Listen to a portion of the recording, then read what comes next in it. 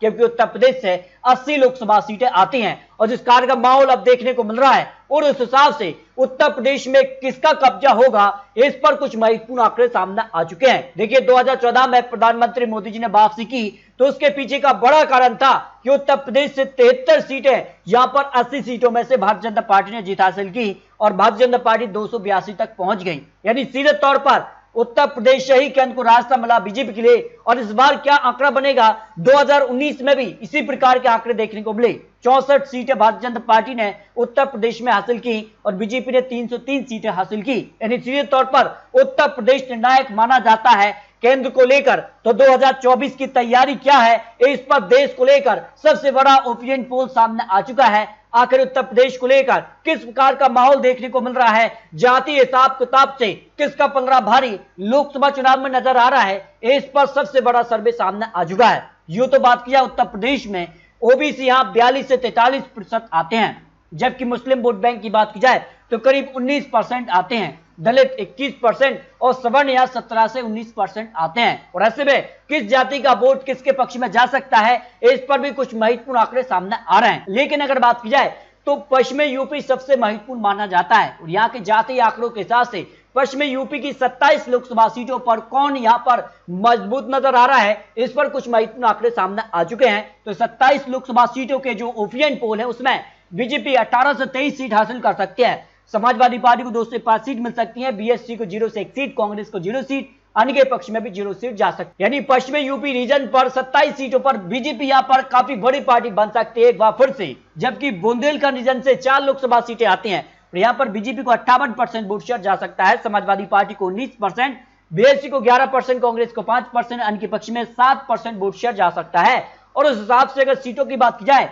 तो 2019 में सभी चारों सीटों पर भारतीय जनता पार्टी ने यहाँ पर जीत हासिल की थी और इस बार बीजेपी एक बार फिर से सभी चारों सीटों पर जीत हासिल कर सकती है, जबकि समाजवादी पार्टी बीएसपी के पक्ष में 0 से 1 सीट की संभावना हो सकती है। इस तरह से अगर बात की जाए तो अवध रीजन की 23 लोकसभा सीटें भी निर्णायक मानी जाती हैं और यहाँ पर सीधे तौर पर किसका पलड़ा भारी नजर आ रहा है। वोट शेयर के मामले में BJP 63%, Samajwadi party 18%, BSP 10%, Congress 7, अन्य के पक्ष में 2% वोट शेयर जा सकता है। और इस हिसाब से सीटों की बात की जाए तो बीजेपी 18 से 23 सीट यानी सभी सीटों पर भी बीजेपी जीत हासिल कर सकती है। समाजवादी पार्टी को 0 से 1 सीट, बीएसपी को 0 से 1 सीट, कांग्रेस को 1 से 2 सीट, अन्य के पक्ष में 0 सीट जाने की संभावना यहां पर मटराइज ओपिनियन पोल के हिसाब से दिखाई दे रही है। यानी उत्तर प्रदेश पर अवध रीजन पर बीजेपी यहां पर काफी बड़ी पार्टी बनती नजर आ रही है। जबकि यूपी के लिए अगर बात की जाए तो पूर्वांचल रीजन से भी 26 लोकसभा सीटें आ जाती हैं और यहां पर अगर मटराइज के ओपिनियन पोल के हिसाब से बात की जाए तो यहां पर बीजेपी को 64%, समाजवादी पार्टी को 15%,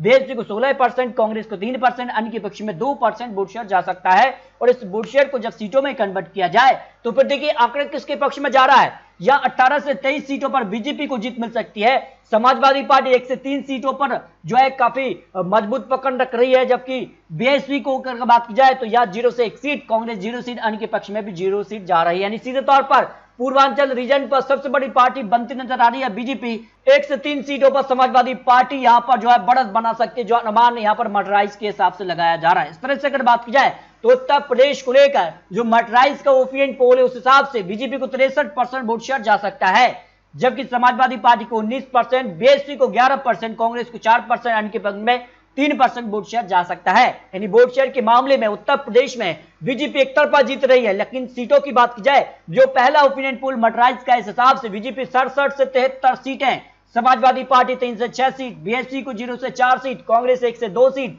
अन्य के पक्ष में 0 सीट जा रही है। यानी सीधे तौर पर भारतीय जनता पार्टी को यहां पर एक बार फिर से बड़ी जीत उत्तर प्रदेश में मिल रही है और इस हिसाब से माना जाता है कि उत्तर प्रदेश में जिसको ज्यादा सीटें मिलती हैं कहीं ना कहीं केंद्र में सरकार बनाने के चांसेस उसके बढ़ जाते हैं। फिलहाल मटराइज के आंकड़े हैं, लेकिन एक और एजेंसी की अगर बात की जाए तो इंडिया टीवी सीएनएक्स सर्वे के हिसाब से भी अगर बात की जाए तो उत्तर प्रदेश को लेकर 80 सीटों पर बीजेपी करीब 70 सीटों के आसपास दिखाई दे रही है, समाजवादी पार्टी को 4 सीट, कांग्रेस को 2 सीट, 2 सीटें अपना दल जो कि बीजेपी के गठबंधन में है, इस हिसाब से बीजेपी करीब 72 सीटों तक पहुंच रही है, 2 सीटें अन्य के पक्ष में जा सकती हैं। यानी सीधे तौर पर महागठबंधन को 8 सीटें, जबकि एनडीए गठबंधन को उत्तर प्रदेश में 72 सीटें मिल सकती हैं, जो अनुमान यहां पर सीएनएक्स सर्वे के हिसाब से लगाया जा रहा है। जबकि टाइम्स नाउ सर्वे की भी बात की जाए तो यहां पर एनडीए को 69 से 73 सीटें उत्तर प्रदेश में मिल सकती हैं, इंडिया गठबंधन को करीब 5 से 9 सीट, क्योंकि बीएसपी गठबंधन का स्तर नहीं, इस हिसाब से 0 से 1 सीट उनके पक्ष में, 1 से 3 सीट अन्य के पक्ष में जाने की संभावना या उत्तर प्रदेश को लेकर लगाई जा रही है। यानी उत्तर प्रदेश में आज अगर लोकसभा चुनाव होते हैं 80 सीटों पर, तो सीधे तौर पर भारतीय जनता पार्टी को जबरदस्त फायदा हो रहा है। लेकिन संकल्प 80 सीटें हैं, उस संकल्प के आसपास पहुंच रही है। लेकिन सवाल है, क्या बीजेपी यहां पर सभी 80 सीटों पर जीत हासिल कर पाएगी? यहां पर जो महागठबंधन बना है उस हिसाब से महागठबंधन उत्तर प्रदेश में खेला कर देगा, यह भी काफी महत्वपूर्ण हो जाता है। तो